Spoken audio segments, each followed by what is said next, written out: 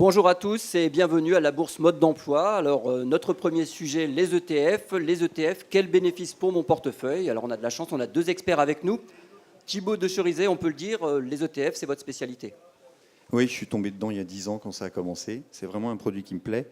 Moi, je fais partie d'une société qui s'appelle Invesco Asset Management. Donc, c'est une société de gestion américaine, 600 milliards de gestion. Et parmi les produits que nous offrons, on a une gamme d'ETF, PowerShare, listés à la Bourse de Paris. Voilà. Alors justement, on a un autre spécialiste avec nous, Pedro, mais chez NYSE Euronext. Et effectivement, je suis responsable des produits de bourse chez NYSE Euronext pour l'Europe. Chez nous, aujourd'hui, on a presque 600 ETF listés pour un volume échangé par jour autour de 250 millions d'euros. Alors c'est vraiment un marché très très important, mais techniquement, comment peut-on définir un ETF? Un ETF, c'est un fonds, c'est une SICAV, un FCP, coté en bourse, qui va suivre la performance d'un indice sous-jacent, point par point. Alors peut-être Thibaut, quel est le statut juridique des ETF? Alors, un ETF, fonds indiciel coté en bourse. Donc, le premier mot, c'est fonds. Ça veut dire que c'est un fonds d'investissement, FCP ou SICAV. Ni plus, ni moins. C'est-à-dire que toutes les règles qui s'appliquent au SICAV ou au FCP s'appliquent aux ETF. Juridiquement, c'est un fonds, avec la même régulation française, européenne, qu'un fonds actif ou qu'un fonds collectif qu'on peut trouver dans ce salon par différents fournisseurs. Fonds. La particularité, c'est il est indiciel. Ça existe sur les fonds classiques qu'on peut acheter dans nos banques, etc. Et la nouveauté qui a été introduite par l'ETF, c'est que c'est un fonds coté en bourse. Ce qui veut dire qu'il va y avoir des prix, on va en parler, mais il va y avoir beaucoup d'avantages liés à cette cotation en bourse. Ça, c'est la nouveauté de l'ETF. Mais juridiquement, fonds, SICAV ou FCP. Peut-être je peux ajouter sur la partie cotation en bourse, ça veut dire que vous pouvez traiter en continu le produit de 9h05 à 17h30 à des prix connus. Sur les SICAV ou FCP traditionnels, pas cotés en bourse, vous ne pouvez pas traiter pendant la journée un prix connu. C'est la grande différence entre les ETF et des fonds traditionnels. Donc j'imagine que les frais d'administration ou les frais de gestion s'apparentent à ceux des OPCVM plutôt classiques. Alors en fait, ils s'apparentent à ceux des OPCVM indiciels, c'est-à-dire que ce sont des frais de gestion tirés vers le bas, assez faibles. La particularité du fait que c'est coté en bourse, c'est qu'en général, les SICAV indiciels très faiblement chargés, elles sont vendues aux grands investisseurs institutionnels qui investissent plusieurs millions. Et donc, ils ont des SICAV indiciels à 0,3, 0,2% de frais de gestion annuels. La nouveauté avec les ETF, c'est que ce type de frais de gestion, maintenant, est disponible pour le particulier grâce à la distribution par la bourse. Vous savez que les SICAV indiciels, avant les ETF, si vous allez dans une de vos banques, elles étaient entre 1, 1,5, d'accord ? Depuis qu'il y a des SICAV indiciels CAC 40, donc des ETF CAC 40, on les retrouve à 0,2, 0,3% de frais de gestion. Donc il y a eu un changement révolutionnaire au niveau des frais de gestion en ce qui concerne les particuliers. J'ajouterais quelque chose, c'est qu'il n'y a pas de frais ni d'entrée ni de sortie du fait que le produit est coté en bourse. Bien sûr, vous avez des frais de négociation qui sont similaires aux frais de négociation des actions, mais vous n'avez pas de frais d'entrée ni de sortie. Alors on va peut-être rentrer dans le vif du sujet. Maintenant, quel est le principe, quel est l'objectif des ETF? Alors un ETF, donc, c'est un fonds indiciel. Donc il ne va faire qu'une seule chose, suivre l'indice. Suivre l'indice. Et c'est là-dessus qu'il doit être jugé. Est-ce que mon ETF suit bien l'indice qu'il est censé suivre? Qu'est-ce qu'il le traque? Vous vous rappelez du mot les trackers? À un moment, les ETF, on les appelait les trackers parce que ça traque, ça suit l'indice. Est-ce qu'il réplique bien? Donc, c'est là-dessus qu'on juge de la qualité du produit. Et on peut comparer. Quand l'indice est connu et qu'on peut avoir les courbes de l'indice, on met les courbes de son fonds et on regarde si ça suit bien. À la petite variante près qu'il faut toujours faire attention aux dividendes. Il y a des ETF qui distribuent des dividendes, il y a des ETF qui vont garder les dividendes et les réinvestir dans le fonds. Donc forcément, vous allez avoir des petites différences de performance. Si vous préférez avoir des dividendes, ça existe. Si vous préférez que les dividendes soient réinvestis dans le fonds, ça existe aussi. Ce sont des choses sur lesquelles il faut un petit peu regarder avant d'investir. Mais l'importance de l'ETF, c'est l'indice. C'est-à-dire qu'en termes de regarder, avant d'investir, qu'est-ce qu'il faut regarder? C'est numéro un, l'indice. Est-ce que l'indice est simple? Est-ce que l'indice est compliqué? Est-ce que l'indice est petit? Est-ce que l'indice est large? Qu'est-ce qu'il réplique? Est-ce que ça m'intéresse ou pas? Tout est donné dans l'indice. Et plus l'indice sera compliqué, plus ça sera difficile de le répliquer. Et plus les frais de gestion sont sans doute élevés. Donc l'indice. Mais Pedro, qui émet ces ETF? Des émetteurs, mais peut-être ajouter quelque chose sur la partie indice. Normalement, sur les indices actions, il y a toujours deux versions d'indices. Il y a ce qu'on appelle en anglais le price return, qui va faire la performance du prix des actions. Il y a ce qu'on appelle le total return, c'est l'indice qui va réinvestir les dividendes. Sur le CAC qu'on connaît tous, c'est un price return. Ça veut dire qu'il va donner la performance sous-jacent. Il y a une autre version du CAC qui est moins connue, que c'est un total return, qui a réinvesti les dividendes depuis le lancement. Et il y a des ETF qui vont suivre soit le CAC Price Return, soit le CAC Total Return. Pour revenir à la question qui émet ces produits, sont des produits émis par des sociétés de gestion. C'est des fonds qui sont émis par des entités comme PowerShares, une société de gestion. Mais alors, est-ce que tous les actifs donc sous-jacents peuvent être couverts par des ETF? Alors il y a eu, depuis 10 ans que ces produits existent, il y a eu une foultitude d'offres.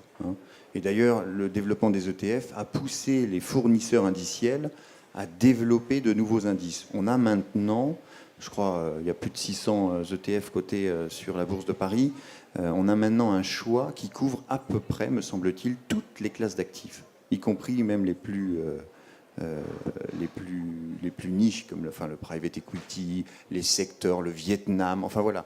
Il y a des classes d'actifs pays, des classes d'actifs sectorielles, des classes d'actifs obligataires, des classes d'actifs de matières premières.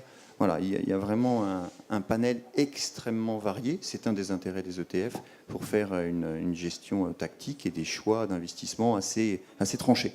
Alors justement, à propos de gestion, on parle parfois de gestion synthétique ou de gestion physique. Quelle est la différence?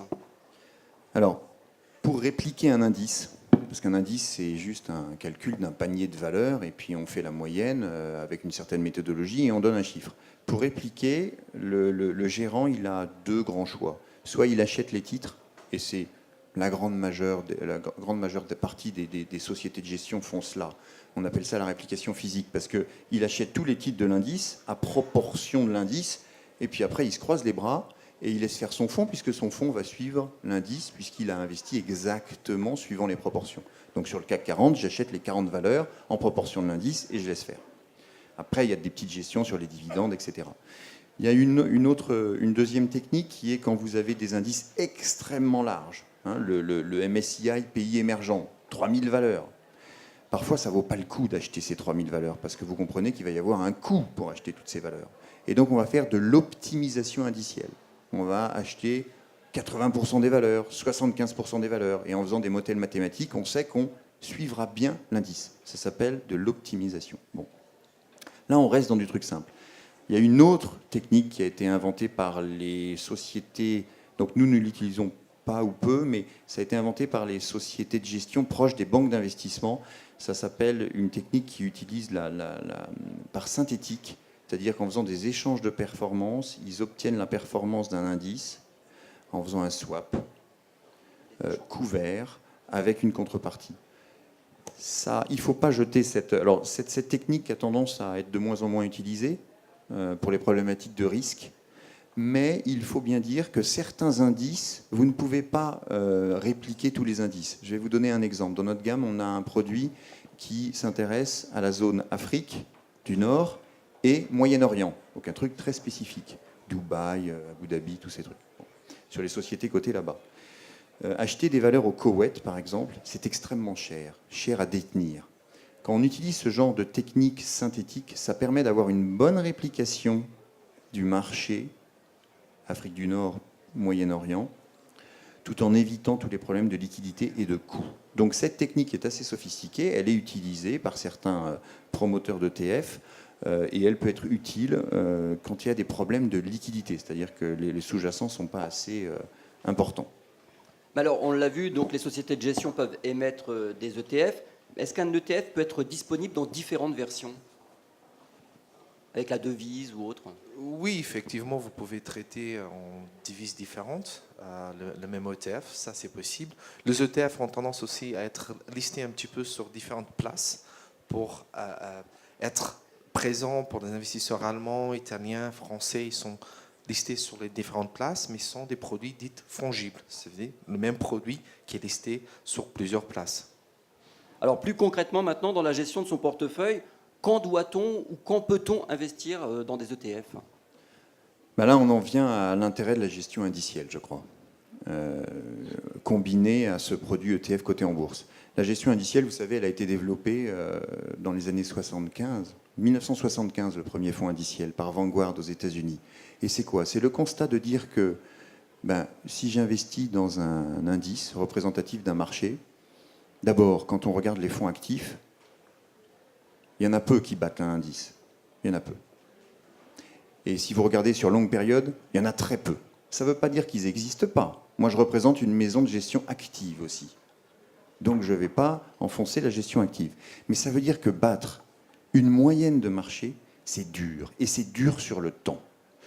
D'où l'intérêt de la gestion passive, ce qu'on appelle passive, indicielle, qui s'est énormément développée pour prendre des proportions gigantesques. Parce que c'est dur de battre une moyenne de marché. Premier intérêt. Deuxième intérêt, quand vous investissez sur un seul produit indiciel, vous diversifiez automatiquement votre portefeuille.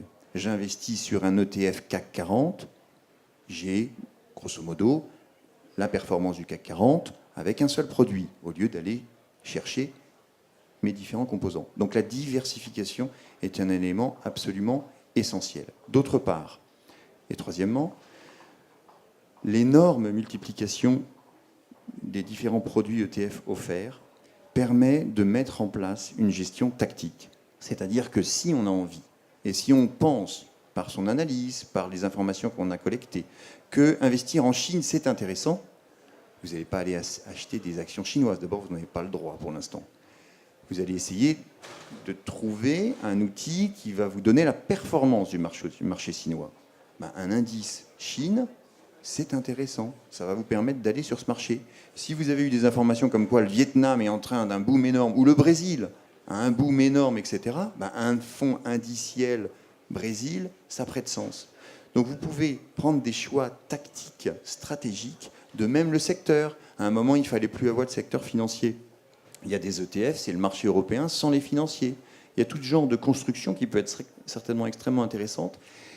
Le but étant de se focaliser sur l'allocation plutôt que sur la sélection de valeurs.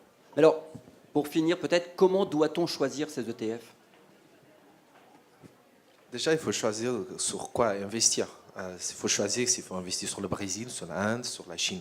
Après, les ETF, c'est un outil efficient pour accéder à ces marchés. Et après, si vous avez déjà choisi sur quel actif investir, et si vous avez plusieurs choix, il faut regarder des choses comme on va parler plus tard, le tracking error, la différence de performance entre l'ETF et l'indice sous-jacent, les frais de gestion, ainsi que la liquidité de l'ETF en question. Ça veut dire l'écart entre l'achat et la vente présente sur le marché. Ça, c'est le tracking error. Non, ça c'est la fourchette sur le marché. Vous avez sur plusieurs ETF sur le même sous-jacent, vous pouvez avoir des fourchettes qui sont différentes. Vous pouvez avoir des fourchettes à 1 centime et d'autres qui ont des fourchettes à 2 centimes.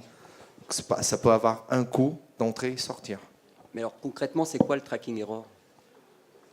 Alors, le tracking error, c'est une notion qui est intéressante, mais le problème qu'on a avec les tracking errors, c'est qu'il n'y a pas de calcul unifié en Europe. Donc chacun calcule son petit tracking error. Moi, je préfère sur les ETF, et c'est admis par beaucoup, de parler de déviation. Tout simplement, on regarde la performance du fonds, on regarde la performance de l'indice. Est-ce que le fonds a bien suivi l'indice ou pas? Et quelle est la déviation? S'il y a une déviation importante, il faut se poser une question. Pourquoi? Est-ce que c'est dû aux dividendes? D'accord, je comprends. Si je ne comprends pas, on peut s'interroger. Maintenant, d'une façon générale, cette industrie a 10 ans.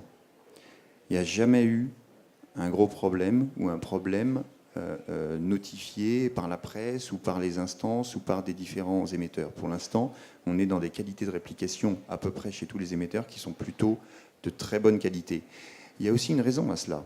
Ces produits, ne l'oubliez pas, sont faits pour des particuliers, comme nous aujourd'hui, mais aussi pour des investisseurs qui investissent 10, 20, 30 millions d'un seul coup.